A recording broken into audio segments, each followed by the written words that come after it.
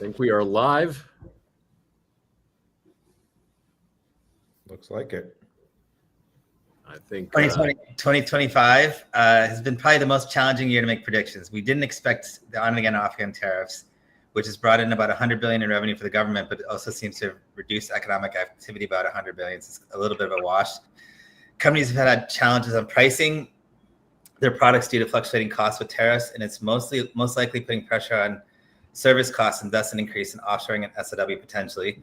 Stablecoins have become legal, which is backed by the US dollar, which is also interesting because that could potentially be a boom to the US dollar given the demand for stablecoins when the currency's dropped about 10%. The Fed's under pressure to cut rates. A new tax bill could potentially increase business spending once all the trade deals are defined. There's political pressure to bring jobs back to the US, as well as embrace policies for the gig worker to have more flexibility and also probably reduce some of the regulations that we're all sort of under. If all these policies land effectively, this could be another boom for contingent staffing. Having said all this, we've made some predictions in the past broadcasts and moved from talking about COVID to the impact of the golden age of contingent work. 25 seems to be turning out a year full of disruption, change, and so I'm excited to see what we predicted and what we actually said in January. The last thing I'd say is I keep hearing about this race to win the race of AI and to win ultimately if we're effective. I think the winner will actually be AI and not a specific country. So that's just one thought I had around that. So our special guests are Pam Sands, VP of Diversity at Kelly OCG, Brian Hoffmeyer, SVP of Market Strategies for Beeline, Brian Salkowski, CXO of Impelum Group, Jason Ezratty, CEO of Brightfield, Ryan Baker, President of Monument Consulting, Jennifer Torney, Global Vice President, Talent Solutions, TAPFIN, Sam Smith, President of Pontoon Solutions, and Thomas Duet, VP Strategy Integration Office of Allegis Global Solutions. Welcome, everyone. What an amazing panel. I'm excited to have this conversation today. Glad to be here. Thanks, Ashish.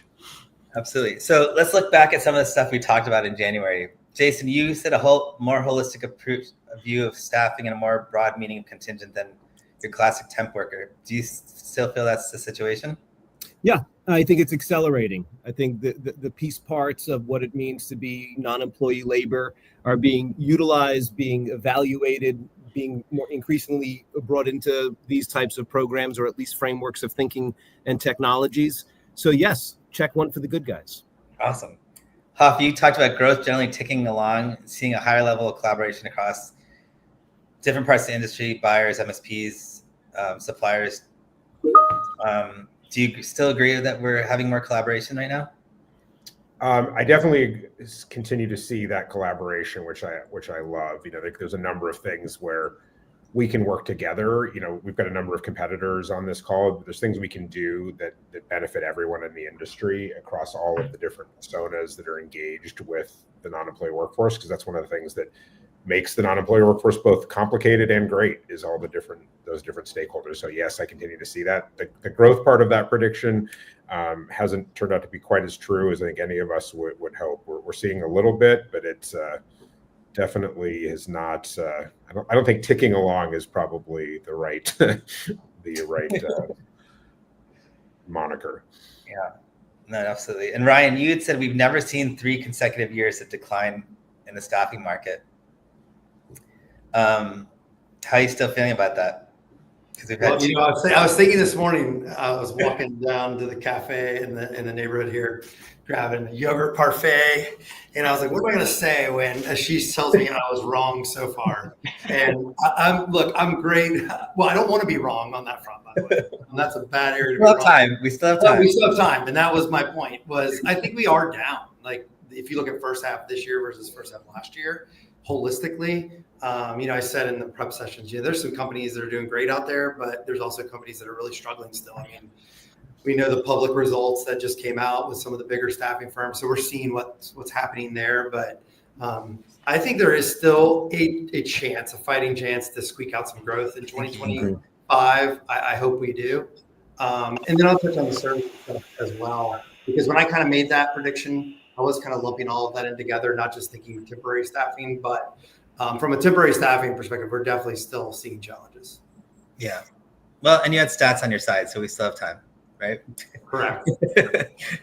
Pam, you said emphasis on skill approach, especially on AI and also global fluidity and how we look for talent, right? Is that still where you see it? Absolutely. I still stand by that. I think that is still a strong consideration, which is a skills first approach, which is actually looking at, as you mentioned with AI, but other skills that we're looking at, some of those soft skills, critical thinking skills, communication skills, and looking at it over just job descriptions is really important as we continue to move forward.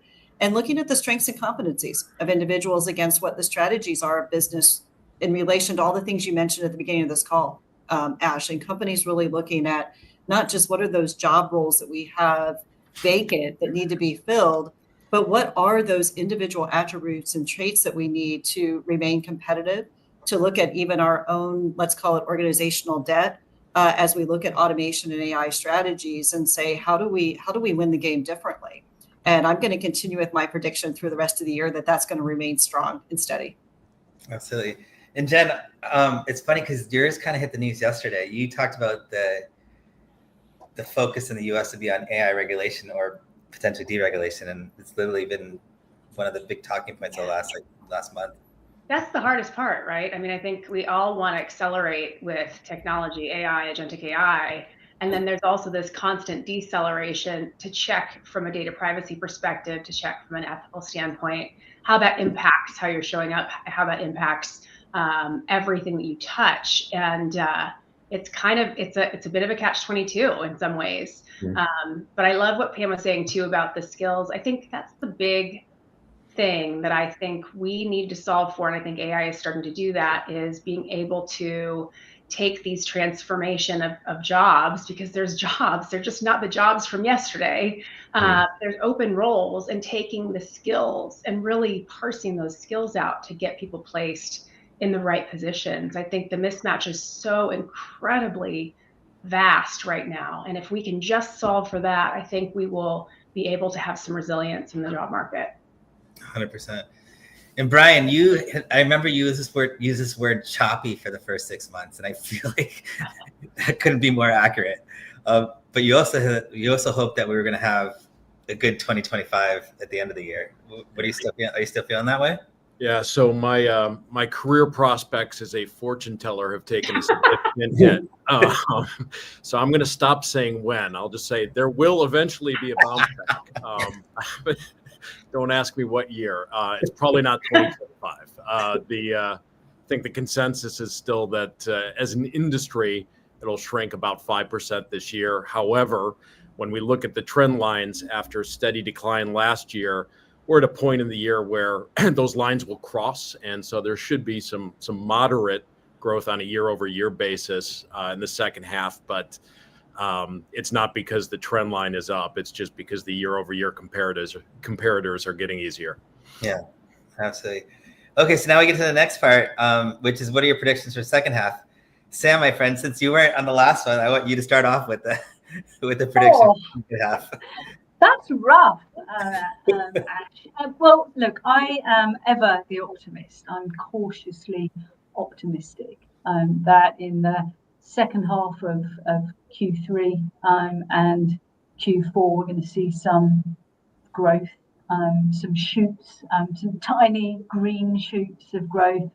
We're seeing evidence that we've got plateau, we've got consistency. We feel that in some of our larger programs, the status quo. There are, to Jen's point, open requisitions. They're just not the ones that are necessarily the ones that our supply chains are interested in filling, or, by the way, are more challenging to fill because of the skill types and the repetitive nature of some of those roles. So I'm cautiously optimistic. I'm certainly very optimistic around 26. And I think that 25 has been, and will continue to be a little challenging for us. But I'm hoping that the tail end of Q3, Q4 will start to feel better for us. The data and the metrics will start looking more positive and carry us into a really nice start to 26. Wow, I feel better already. See, I am the optimist. Tava, what are your thoughts? It's going to continue to go downhill. No, I'm just teasing. I had to say something a little bit different because I do agree with a lot that was shared. I agree a lot with Sam as well. Our indicators are saying Q3, Q4, we're optimistic about as well, and we're optimistic about next year as well. I think what will be interesting is does the buying behavior, both in going after a solution, an MSP solution, does it stay consistent and similar? And in existing accounts, is there a shift around how clients would perceive value from partners like ourselves? And so I think that is probably, if I could predict anything, I think that is what maybe the next 18 months will be interesting to view and look like because of things such as AI that's impacting our space. But to get back to the original question, we're also seeing indicators for some bright futures ahead late in this year and setting up hopefully for a very positive 26. So okay, great. Jason, do you want to be contrarian or you're on board? Be a tad contrarian, although Tom did it funnier. I guess there's a few ways of looking at what the future holds. I think so far we've been talking about market volume. And so I think that will remain uncertain because I think that the next bowl light of uncertainty is just around the corner. It seems to hit at least weekly. I think in this case, the one that's most on my mind is people rethinking what does it mean to bring AI into their software development staff, for example. How many do I need, of what types, where, when, how? But I think overall it's a great period of growth in the sense of the solution is getting better because the customer is getting smarter. The way the pieces integrate together is getting more seamless. So I think it's a great time in our space where we've been doing a lot of great building block, integration and bringing the pieces together to have better solutions. But I'm not so sure that the market necessarily just turns around because I think we're, again, around the corner from the next series of levels of uncertainty. Everything happening geopolitically and everything else, it's hard to feel that we have too much clarity on the future. Fair. Hoff? Yeah, I think what we've got clarity on is continued uncertainty. What happens more, like that seems to be the hallmark of what's going on, certainly in this country. And picking up on something Jason said at the very start, and just reiterated, I think we're going to see some of the growth in sort of non-traditional places, or not non-traditional, but like for example, for us, a big focus, obviously, with our news earlier a couple months ago about our acquisition of MBO Partners is like, we think that more spend is going in the direction of independent contractors, and there's a need to capture that spend better. We're seeing a tremendous demand around SOW, and we're seeing, all elements of the ecosystem shift towards trying to serve SOW better. I think all of us on this panel at one point called a particular year or multiple years the year of SOW. And we're seeing adoption rates continue to grow up. So maybe we're finally right about predictions that started getting made, 15 years ago. And the other thing I'll share is that, when we sort of normalize what we would call same store sales across our client base, across all verticals and all geographies, taking out growth and new logos that we've implemented, we are up year over year now, very slightly up. And we expect that trend to very slightly continue the rest of this year. Oh, great. And Pam? Oh, you're on mute. I was saying I wish we had a crystal ball and we could pull it out. That would make this so much easier. But one of the things that I've been spending some time looking at is that I think it's going to be interesting and fascinating to follow the conversation around how work gets done and not just who does the work, in alignment with that SOW comment as well. And so thinking about how are we approaching looking at that and then saying how do we follow those trends effectively will be really important. And I think that's how we can pull some of and contextualize some of that complexity that we're seeing. And that I also look at it and think if we were doing this 18 months from now and we were looking back on this conversation, that we could be looking that this was a year of a lot of transition. And because we took some specific steps to say, looking at that how work gets done and not just who does the work, that we go into 2026 with some transformative approaches that we can even take with our clients and looking at them and saying, how does this fit into your overall strategic workforce planning? And then look where the opportunities are. Because I think some people are looking at this as some crisis points and because of the softness in the market, but where's the opportunity in that crisis by looking at the way work gets done a little differently? Interesting. You guys have hold me accountable to that, I know. And Jen, your thoughts? Yeah, well, I was actually, with what Hoff and Pam just said, kind of dovetailing, a little bit different lens, but to me, I mean, from my lens, organizations are buying talent differently. They want to buy an outcome. And so that is going to occur as growth in, freelance, growth in SOW, right? And so we've seen tremendous growth in those areas at TAPFIN, and I see that continuing to accelerate like rapidly.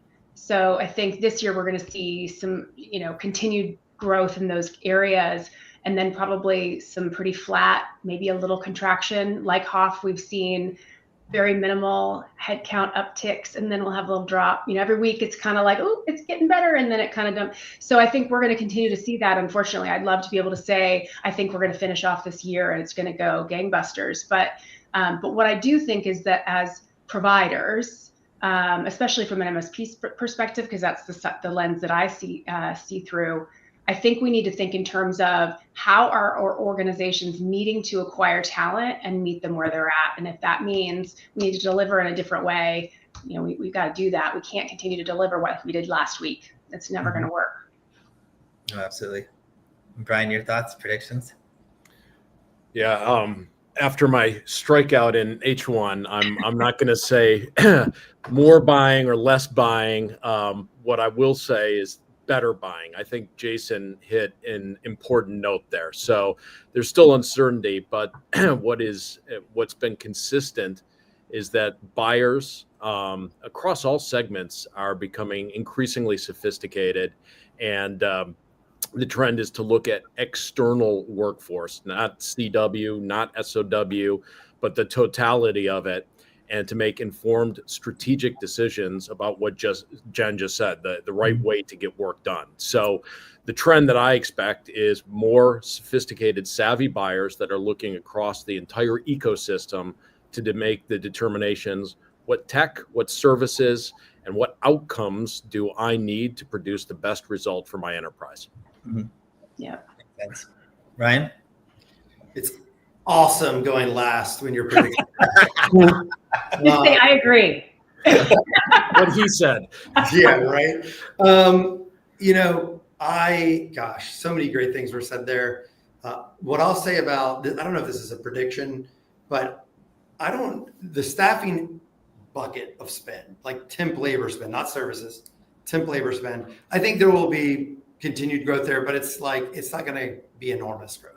I mean, will we be back to like March 22 levels tomorrow? No, we might get there eventually, but not like overnight. So that'll just be a slow and steady growth in the companies that are going to win, whether it's MSPs or whether it's staffing firms, are the ones that continue to evolve.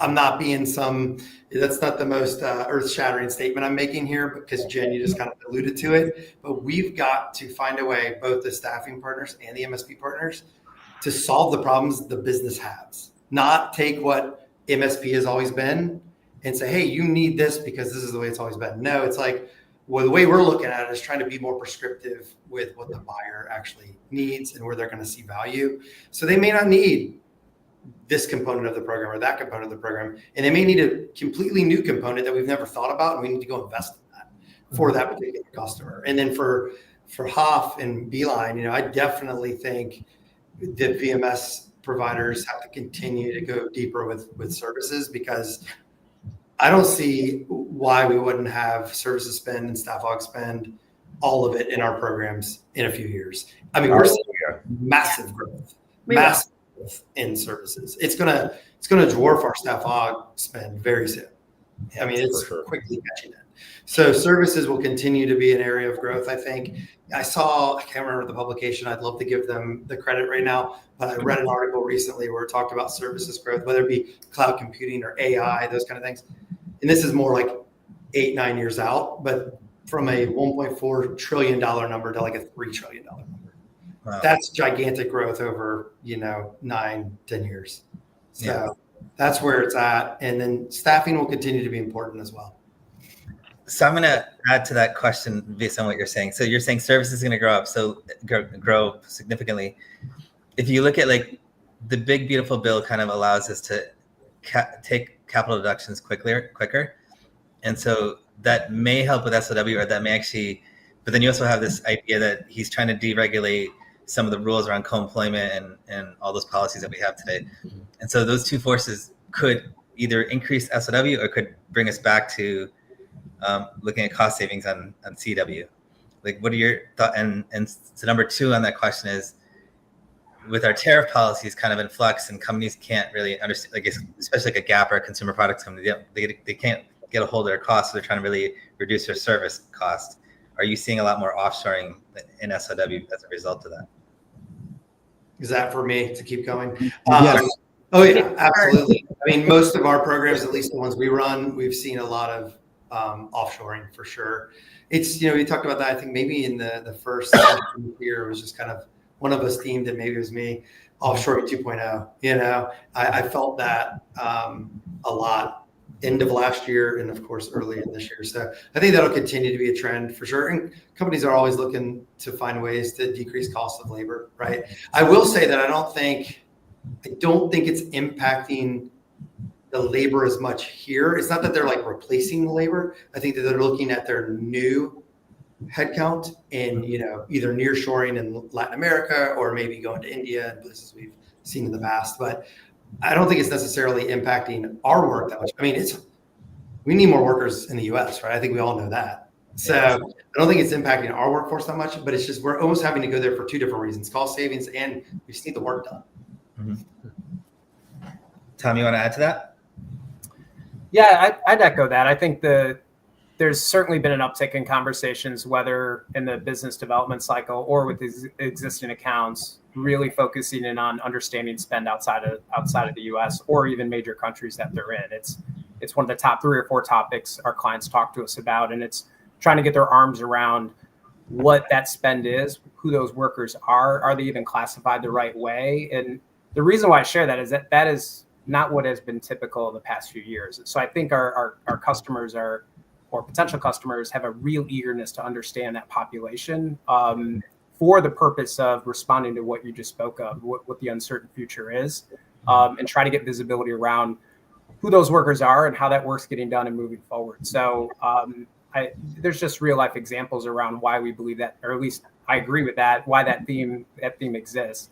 I also, one of the things that we're keeping a very close eye on is the notion of GCCs, of moving work over primarily to India or Philippines as well, that we think has an impact on our space, and customers are exploring that as a strategy and option as well. It's hard, at least for us, it's been hard to define exactly what impact has had so far, but the notion of offshore and strategy is certainly something that has momentum relative to our space as well. So those are a few themes, if you will, that I think we're certainly seeing, experiencing, or talk to our customers about as well on the topic.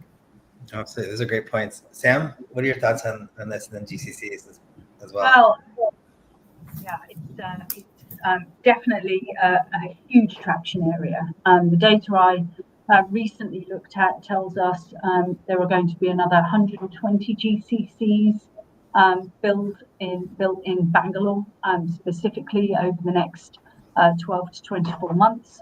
That's going to introduce another 40,000 or more roles into Bangalore, in an already highly populated and highly competitive space. And many of our customers are doing that, particularly in the finance space and life sciences and healthcare. Right the way across the board, actually. I don't think there's any core industry sector that we're not seeing that activity happening at scale. Now, of course, that creates some compression in the market, particularly when we are a global firm, as are we all in different levels of scale. But ultimately, I think the jostling, I was in Bangalore just a few weeks ago, and the consistent term I heard, and and by the way, I hate this term. It's a war on talent in Bangalore. It's a term I absolutely can't bear, particularly when there is so much conflict in the world. I think that competition for talent is creating inflated challenges around talent, skills, compensation, engagement, and employability. And it's really having an impact right the way through from early talent, which is not catering for that growth at the right level. Government is not catering for education at early and later stages and higher education to accommodate growth in those specific markets. So it's highly competitive. It's a very real scenario we're seeing across our customer bases in how they're growing that talent portfolio.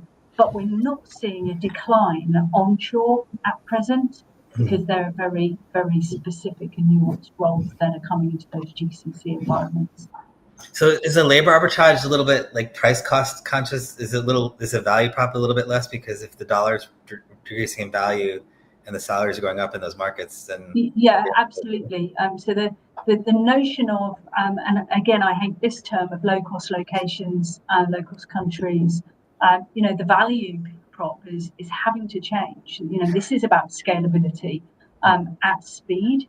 And then automation strategies, being deployed on particularly repeatable tasks that are being offshored to then, certainly in our case, enable a skills acceleration for our onshore and our customers' onshore stuff. Interesting. So we're moving from cheap to quality, basically. Like when if you think about early cars, when we first got the Kia, it was known as like a cheap car, and now it's actually a really high quality car company. Jason, I might argue with you on that. What's that? I said I might argue with you on Kias. But Fair enough. I think Sam just touched love on renting those.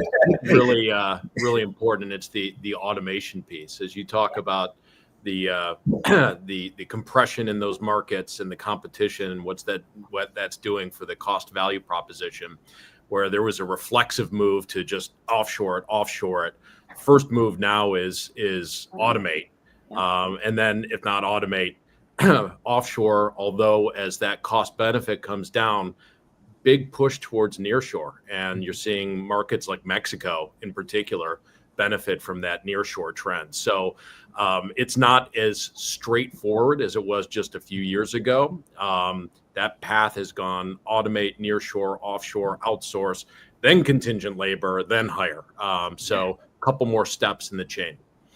I think smart companies are really looking at all sides of the triangle, right? Of cost, quality, and speed, and how they intersect. Like, that's much more interesting to do than just focus on just cost.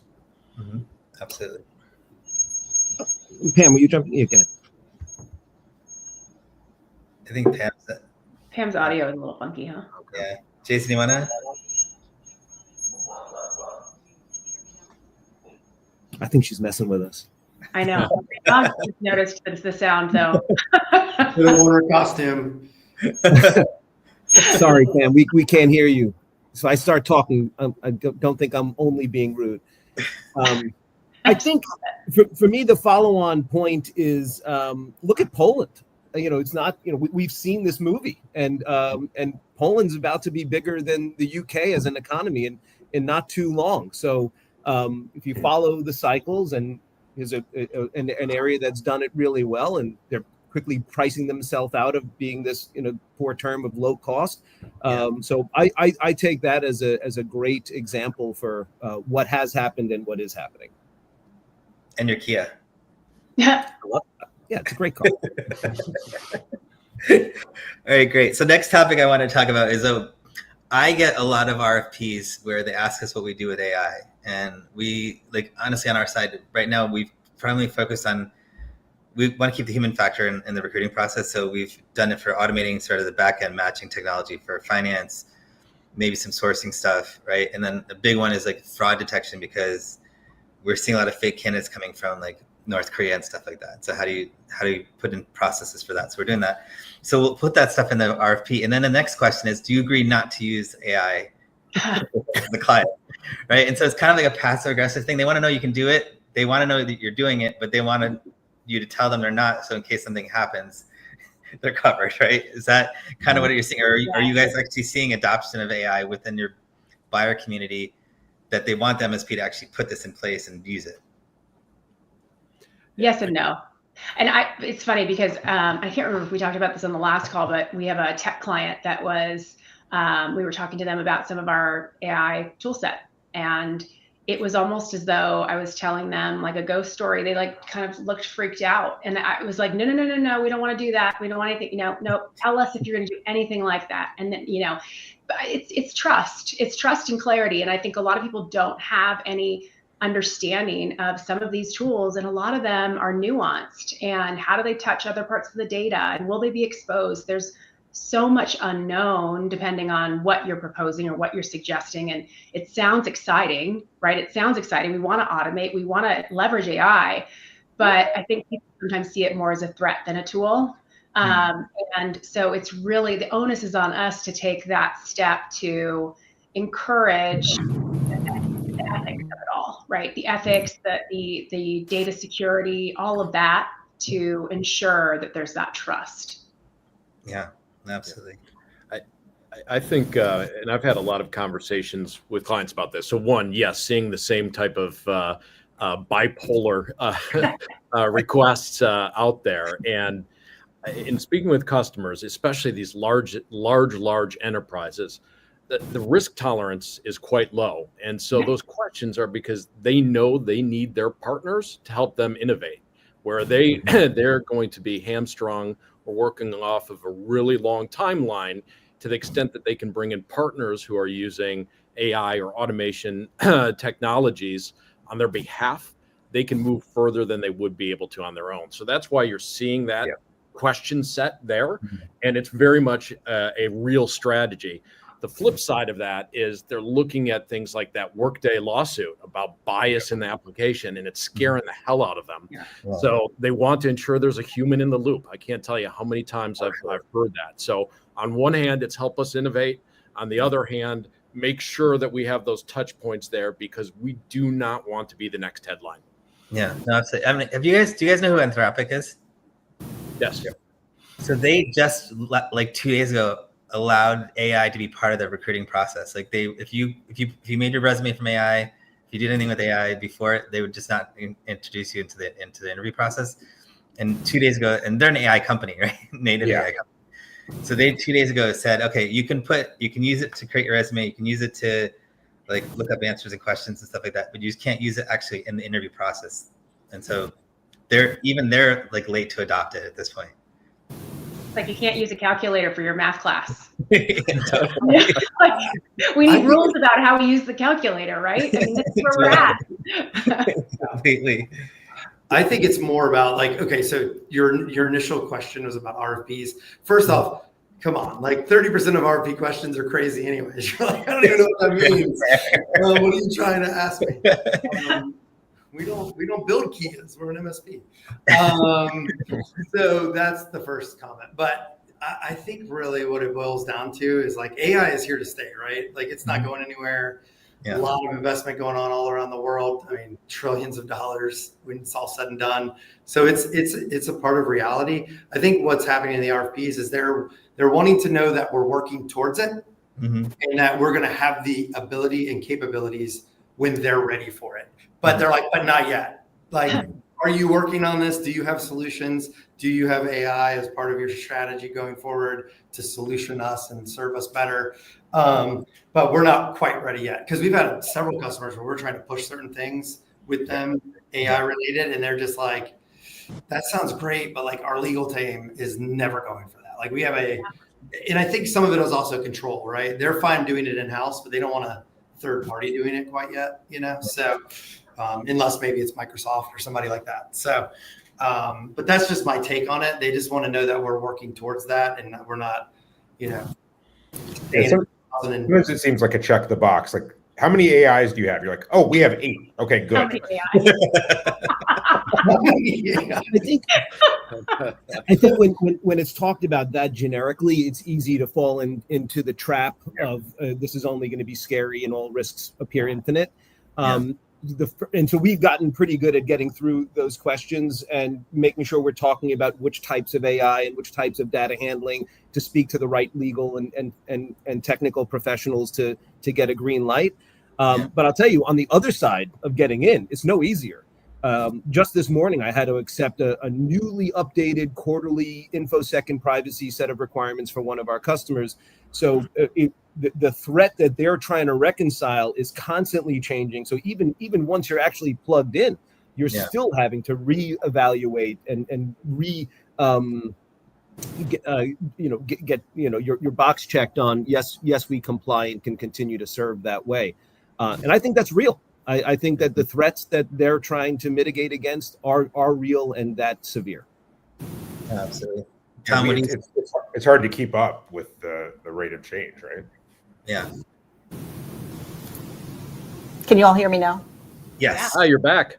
Yay. Wearing the headphones works, right? It's part of the costume. Our audience won't know what we mean by that, but I think it's a good way to keep interacting with them after this call. But that's a great point, because it's getting to the what's driving it, which is really important. And the one thing that I was going to say before that was in relation to the GCCs and this is that we can't forget that as we're sitting here, we look back at 2024, which was a super year of elections globally.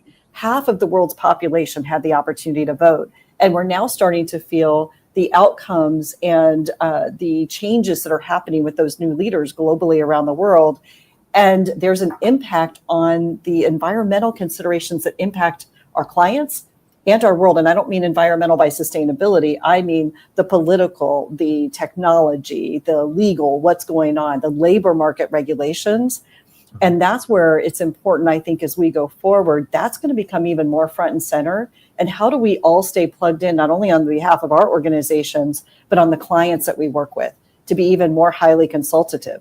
Because this is going to be a more and more regulatory, risk-adverse type of world that we're going to be working in. And how do we effectively do that? And look at how does that impact how we provide talent? How does it impact our AI strategies? How does it impact where we maybe need to be advocating more that we have good labor market conditions? And taking a very holistic view of that as well, I think would be a great place to move forward from. Absolutely. And Tom and Sam? Yeah, oh, sorry, Sam, if you want to go ahead. All right, I can jump in here. I think it's the early days for AI for us in the MSP industry. There's no question about that. I think things that we think about is I think we will see some low value attempts to introduce AI just based on the client need and desire. And some of the questions we're asking ourselves beyond the compliance and regulation piece is, how do we want to utilize AI in this environment and stay grounded in the business problem of what we're looking to solve? There's no question that when we start to find some success within what that means, the position of an MSP provider needs to grow. More consultative type actions the MSP will be required for from a value perspective. And so, for us, when we think about this space, it's where's the right entry point and where are we going and what we're trying to solve? Is it a cost savings play? Is it an efficiency play? Is it a quality play? Is it all of those different types of things? And I think the clients that we're talking to, that's really where the conversation is right now, recognizing it's early days and we won't quite get it right across the board in the early days. But I think as we learn, that's the shift I kind of spoke to earlier of, I think we may look back at this time as a transformative time within our industry in the sense of what is the role that the MSP is looking to play, and how do we, all of us as leaders in the industry, how do we bring that added value to what the clients want in terms of the different services as well as scalability and agility to meet their quick demands. So that's how we're thinking about it and what we think from an AI perspective and how it's impacting our space. Well, if I may, I want to tag on to that, Tom, because I think that was a really honest and great assessment of from an MSP perspective where we're at. I also think, though, that clients are asking the questions about AI because they want to be able to make better decisions faster and smarter.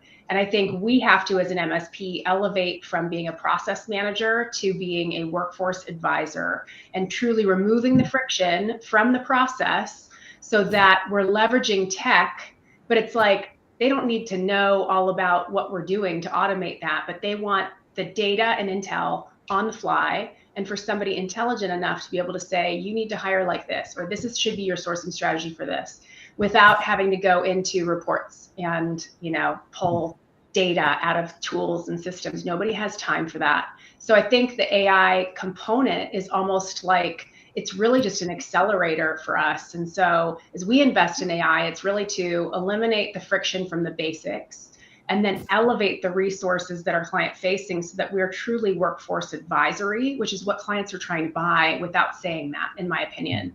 And the reality is that every single one of our jobs is changing.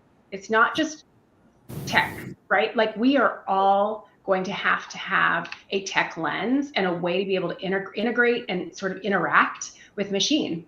Like that's just reality. And that's a little scary for me because it's never really been my background, but it's something that we're all leaning into because I think we all have to figure out how do we lean into data? How do we lean into AI? How do we think about our business different so that we can deliver on agentic AI solutions for our clients and elevate how we're operating? Love that. There's a quote from, I don't know who said it, but it was, don't worry about being replaced by AI, be worried about being replaced by someone who uses AI when you don't. Yes. 100%. Totally. Ash, you had mentioned at the start of that conversation about candidate fraud, and I think that's worth talking a little bit because that is one of the sort of hottest, most trending topics right now. And it seems like we're getting in this kind of arms race between things like detect fraud and the ways people can perpetuate fraud. Like we were having a conversation the other day, and the customer was basically saying, like, I don't have to get it all. I just have to be better at it than the people than others, right? Like better at detecting fraud because then the bad actors are going to go in that other direction.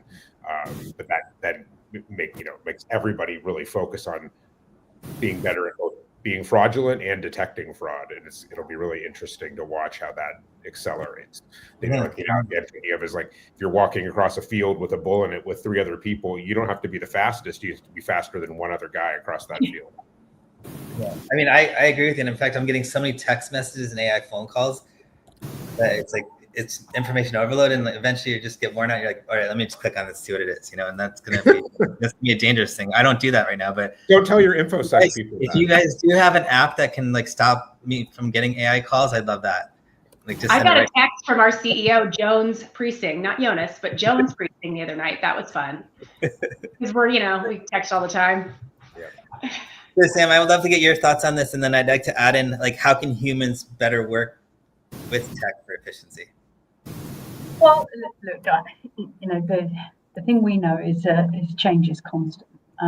In a week where we've lost Ozzy Osbourne and Hulk Hogan in the same time window as Coldplay featuring for Ethics, we're all moving at the pace trying to keep up with the rhythm of whatever music is playing at the moment. But we didn't know terminology like Copilot, Gemini, ChatGPT. This didn't exist in our worlds a really short time ago, but we are all using and engaging with these tools almost on a daily basis. I know I am. I know our teams are being encouraged to do it. We as a firm at a group level, we've invested in our partnership and a joint company with Salesforce, our potential. I'm sure you're all aware of that. Because the agentic AI agenda for us is significant, and being able to answer those questions that our customers are asking us is quite important. But we're doing that with a human forward focus in basically saying, look, we're embracing AI, we're embracing agentic agents, we're embracing the opportunity to deliver insights to Jen's point This isn't about how we work with data, it's how we create insights, it's how we create predictive information that supports a customer in making decisions in a different way. And I think that's really important. And I also think it's incumbent upon us to think broader than just the AI component. This has a sweeping and massive impact on a geopolitical and economic scale on how people go to work, what jobs will exist for people educated to certain levels in the future, and what does that mean for them? How does the benefits and statutory system keep up with what that looks like? Is a universal wage good? All of these things are things that we have to really, really think about, not just as people that run MSP organizations, but people that have influence within the talent landscape. And I question whether, again, the regulatory people that are out there thinking about this stuff are really focused on the right thing. It's all about the shiny objects right now. I'm comfortable that we can answer those questions that our customers are asking. And to one of your earlier points, I'm seeing a really varied level of maturity and approach. Some customers are really embracing AI and have already got through those loopholes, gateways, security challenges to be adopting and using at a really, really fast rate. Others are really reliant on their third-party partnerships in doing that for them out of their environments and delivering the outcomes and the benefits from it. So huge change. It's not going to stop. I think it's going to continue to accelerate at an even faster pace than we've seen over the last 3 years. And I think, even today I saw the OpenAI component of consulting with a minimum $10 million US dollars price tag for an assignment. I think it's really interesting how things are evolving. And I'd love to see how the big five are kind of adjusting how they operate and what that will mean for how work gets done in that space. So I'm keeping an eye out. Yeah. Are you guys all retraining your program teams to leverage AI now? Is that something that's Yeah, very much so. Very much so. Right the way through the organization, actually, through direct sourcing, recruiting, engagement, onboarding, supply chain, analytics, right the way across the board. It's a very, very big focus for us.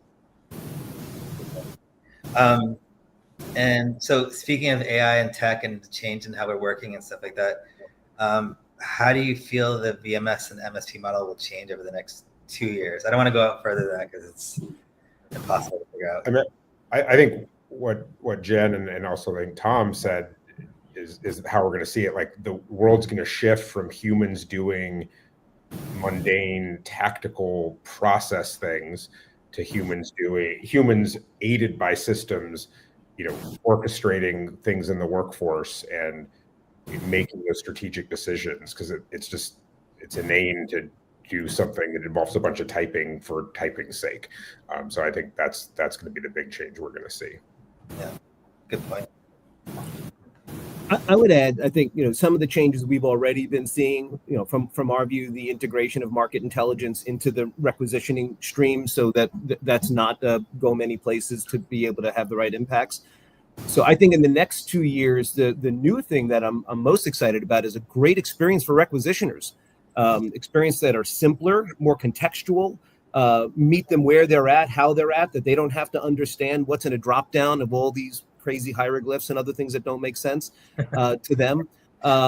So I think that's going to be the big lift is access anywhere to simple processes to get things done, fully integrated of all the intel they need to know and none of the junk they don't need to trudge through like a tax form. Jason, do you think that the resume is going to go away and we're going to actually have a social graph of like who we are and what we're good at? Because I feel like with all this inference that's happening with AI, no one's really looking at this internally at the companies, and like if I look at everyone's work at my company, maybe Ashish is better at ops and sales, and he's in a sales position, so we need to move him to this other place. Like, do you see a lot of that happening too?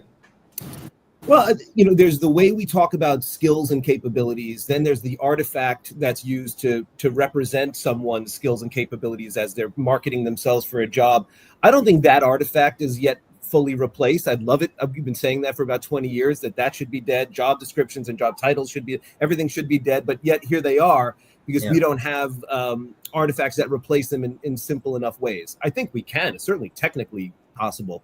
But I think it's the product design of how this fits into people's lives, of what would actually replace that in a trusting way.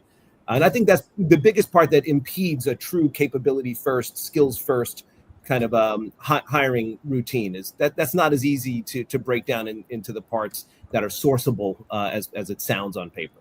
Sure. I was going to say, I'm with you, Jason. I was going to say, do not underestimate the challenges around change management when we start thinking about that, and not just as it relates to the old resume or CV, but as we're talking about automation and incorporating AI into the process. I can't tell you how many customers I've talked to who said, yes, I want the technology. I want to know that you're using additional automation, but don't take my people away. I want that advisor. I want that contact. Like, dude, that's a red line. And so that change management is going to significantly impact how quickly these advances are adopted. We'll be ready before our clients are.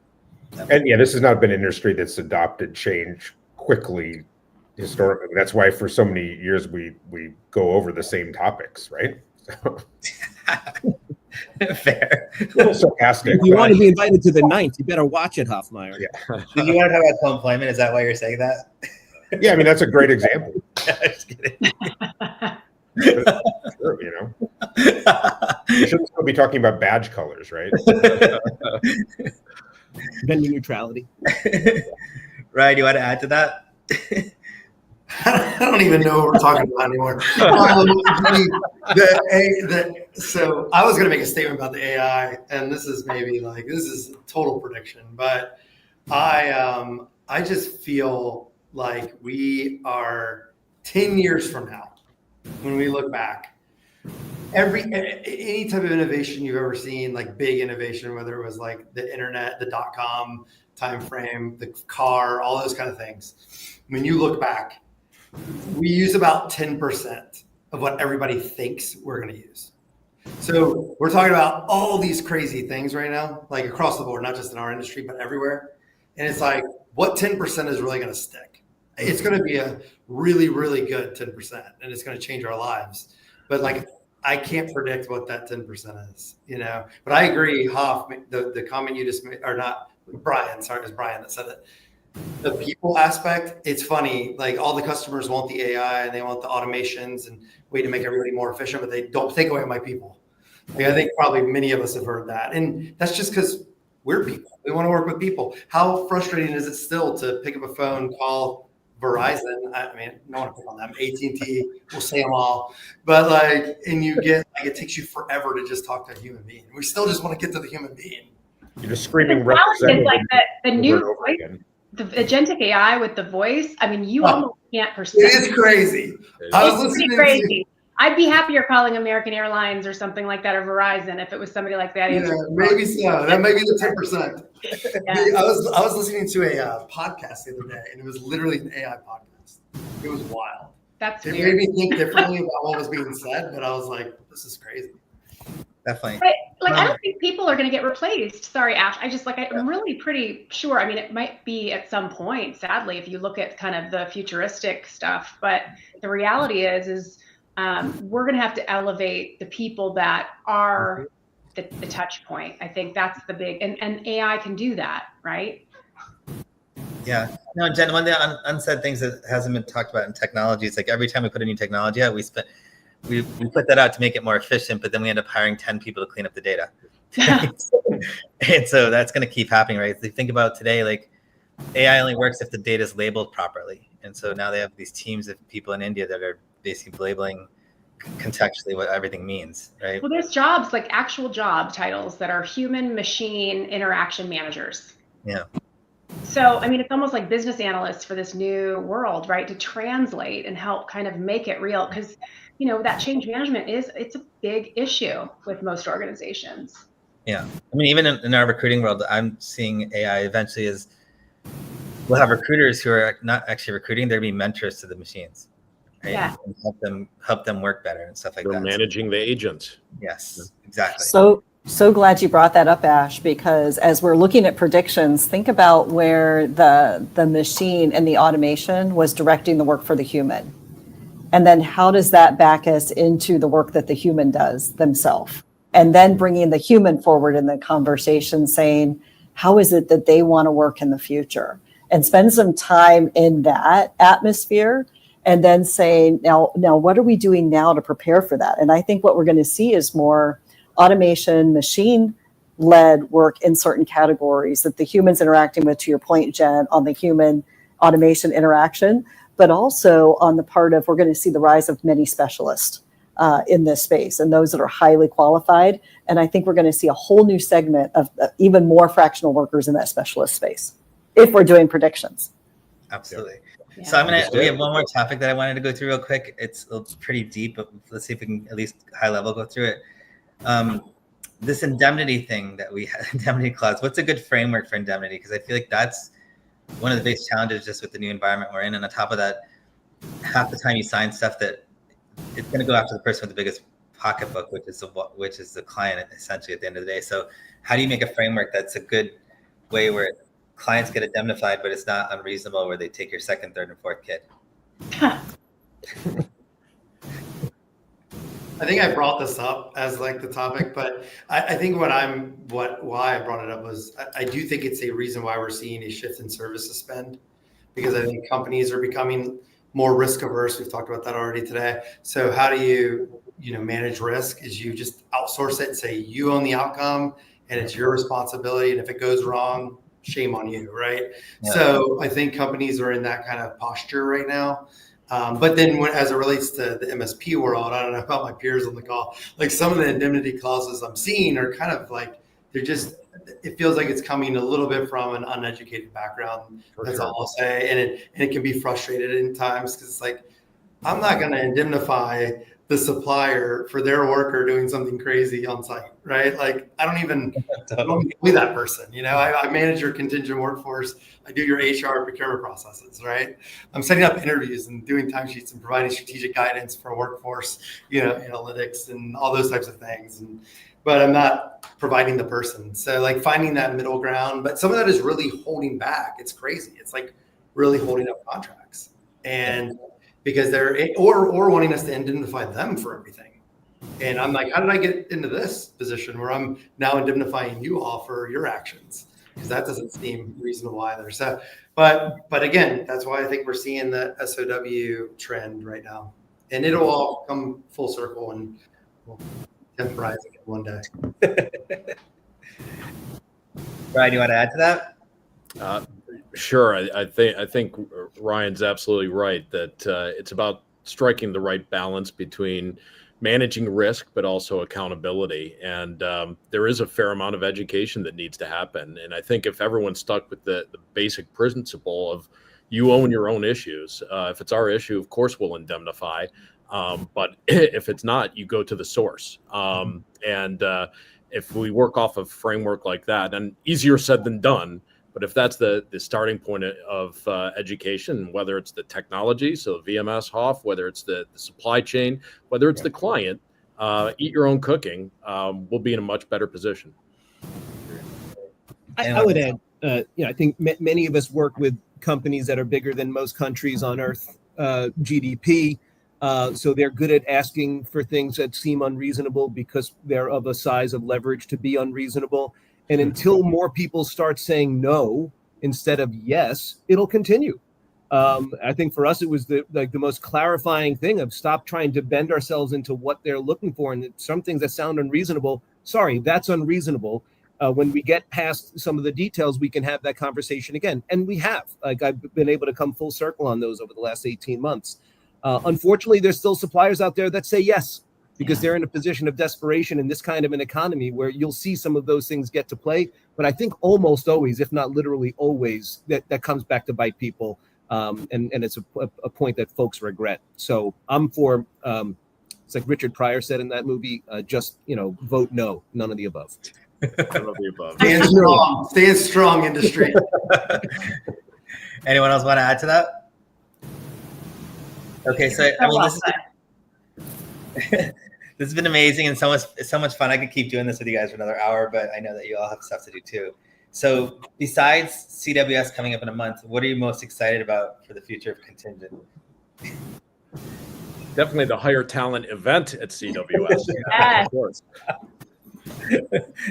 Thanks for that plug. Yeah, I'm excited for you guys to have bigger T&E budgets again. That was fun. Definitely.